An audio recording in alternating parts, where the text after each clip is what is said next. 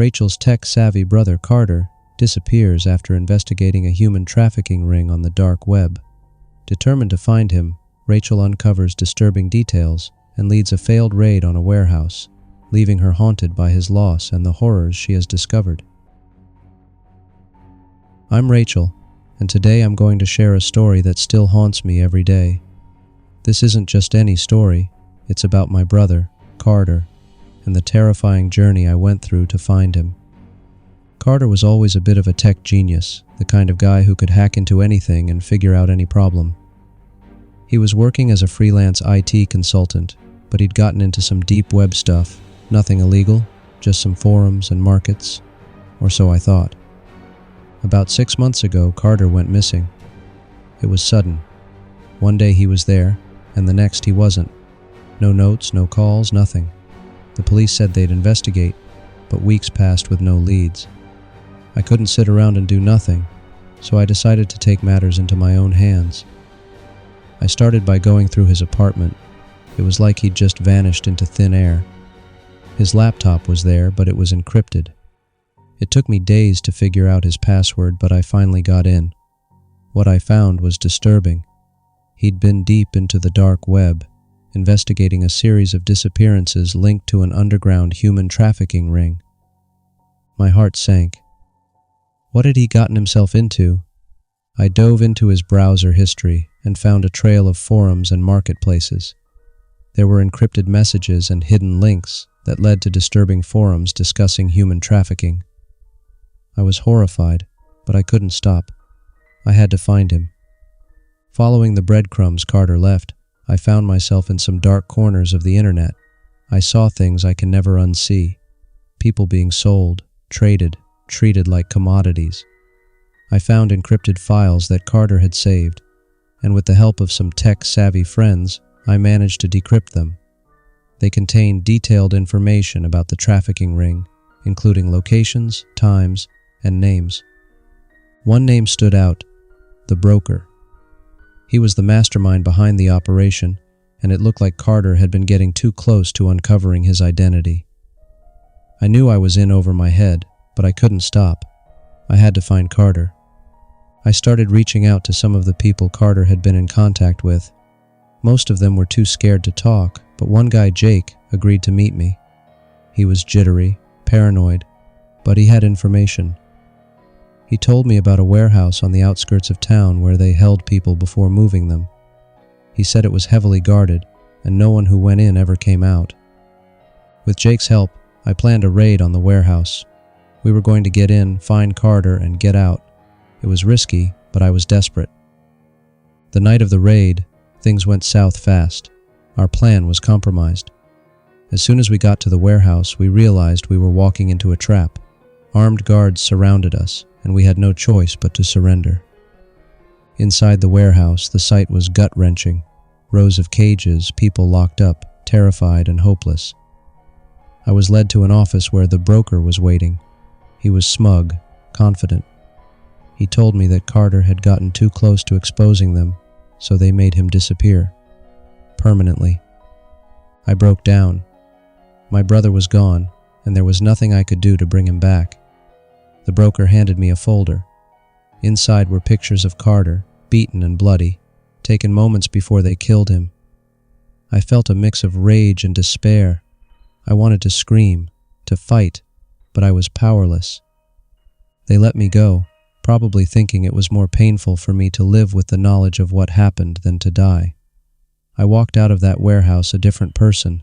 The police did eventually raid the place, but by then it was too late. The broker and his men had vanished, leaving behind a trail of destruction and broken lives. Every day I live with the pain of losing Carter. I wish I could turn back time, but all I can do now is warn others. Be careful out there. The world is darker than you think, and sometimes the monsters are real.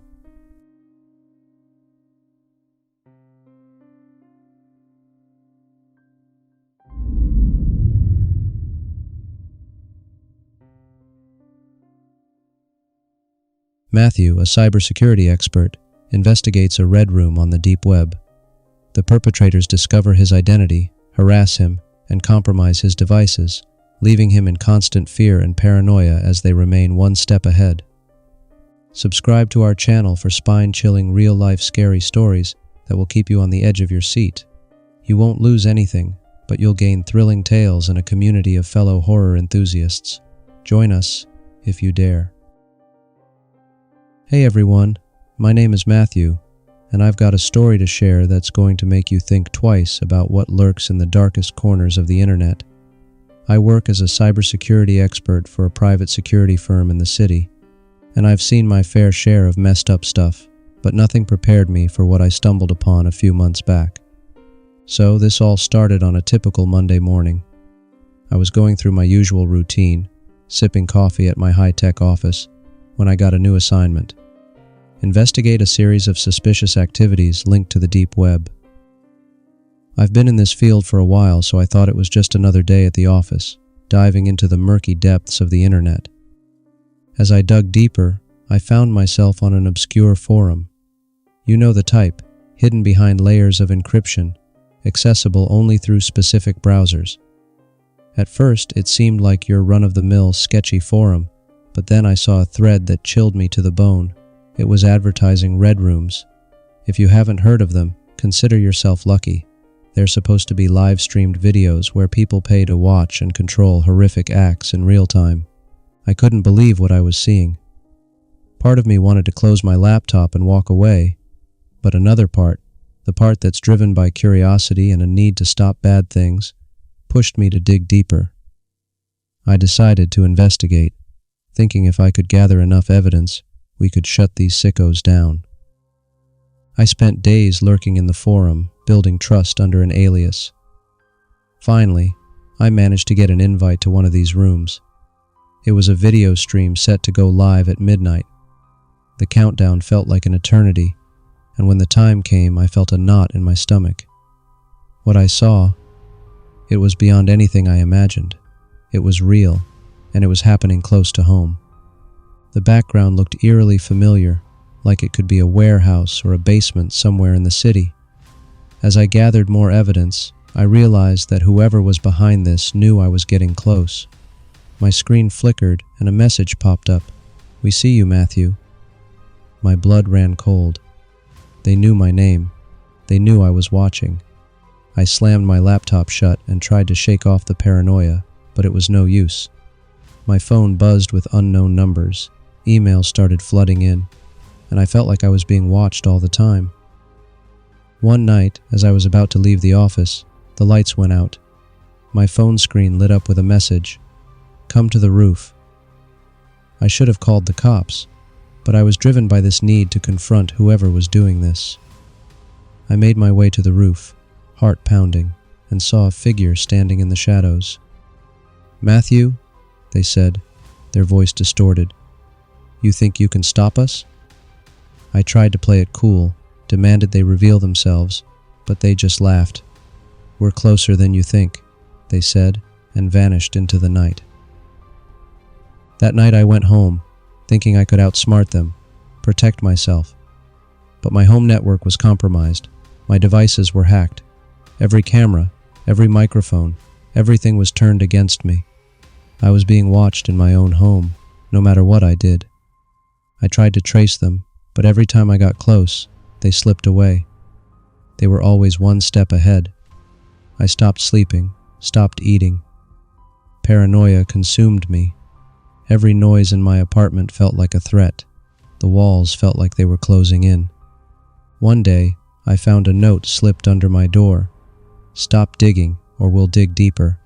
I knew then that I couldn't win. I tried to warn others, but who would believe me? A cybersecurity expert, losing his mind over some deep web boogeyman. And now, here I am, living in constant fear. I've changed addresses, switched devices, but I know they're still out there, watching, waiting. The worst part? I have no idea who they are, how many they are, or when they'll strike next. If you're listening to this, be careful. Sometimes curiosity doesn't just kill the cat, it destroys your life. And that's my story. If you think you're safe behind your screens, think again. The dark web is real, and its monsters are closer than you think. Stay safe out there.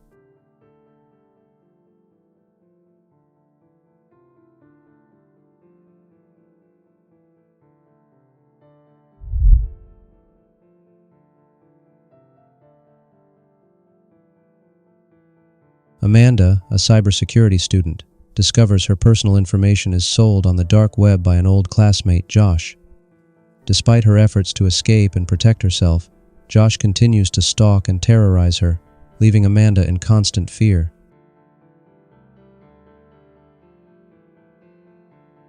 My name's Amanda, and I've got a story to share that's not only scary but also very real. I'm a college student majoring in cybersecurity, and I thought I knew how to protect myself online. But this experience made me realize just how vulnerable we all are. It all started during midterms. I was swamped with projects and exams, so I didn't pay much attention when I got an email about a minor data breach at our university. It said some personal information might have been compromised, but I figured it was no big deal. I mean, how much damage could a little info leak really do, right? A week later, I started noticing weird things. My friends told me they were getting strange messages from me on social media, but I hadn't sent anything. I brushed it off as a glitch or maybe even a prank. But then, I got a notification from my bank about suspicious activity on my account. Someone had tried to transfer a large sum of money. Panic set in. I locked down my accounts, changed passwords, and reported the incident. But things just kept getting worse. My email was flooded with password reset requests for services I didn't recognize. Fake profiles of me started popping up everywhere, contacting my friends and family. It felt like my life was spiraling out of control, and I had no idea who was behind it. One night I was in my dorm room trying to study when I got a message from an unknown number. "Nice try, Amanda. You're not safe." My heart pounded in my chest. How did they know my number? How did they know my name? I decided to dig deeper. Using my cybersecurity skills, I traced some of the fake accounts and messages back to a deep web marketplace. What I found there was horrifying. My personal information was being sold. Everything from my address to my social security number was up for grabs. I felt sick to my stomach. Determined to find out who was behind this, I spent hours, days, and weeks scouring the dark corners of the web. I discovered a network of cybercriminals who traded stolen identities like they were baseball cards. The deeper I went, the more dangerous it became. I knew I was playing with fire, but I couldn't stop. I needed to take control of my life again. Then one night, I found something that sent chills down my spine. A post from someone I recognized. Josh, a former classmate from my high school. He'd always been a bit of a tech whiz, but he'd also had a history of tech-related offenses, nothing major, just some minor hacking and pranks. But this was beyond anything I imagined. I confronted him online, but he just laughed it off, taunting me. "You think you can stop me? This is just the beginning." I felt powerless. He had access to everything. My emails, my social media, even my bank accounts. He was watching me, manipulating every aspect of my life, and there was nothing I could do to stop him. I went to the police, but without concrete evidence, there was little they could do. Josh was smart, covering his tracks at every turn. The harassment continued, and I felt like a prisoner in my own life. My grades slipped, my relationships suffered, and my mental health took a nosedive. One evening, I came back to my dorm to find a note slipped under my door. "You're mine, Amanda. There's no escape." It was then that I realized I couldn't stay at school. I packed my things and went back to my hometown, hoping to find some semblance of safety there. But Josh followed me. The messages, the fake profiles, the constant surveillance, it all continued. One night, as I was lying in bed, I heard a noise outside my window. My heart raced as I peeked through the curtains and saw a figure standing in the shadows. It was him. I knew it. I called the police, but by the time they arrived, he was gone. They told me to stay vigilant and keep my doors and windows locked, as if that would make me feel any safer. Now, I'm living in constant fear. I've changed addresses, switched devices, and even taken a break from social media, but I know he's still out there, watching, waiting. The worst part? I have no idea when he'll strike next. If you're listening to this, be careful. Sometimes the monsters aren't just in your nightmares, they're the people you least expect.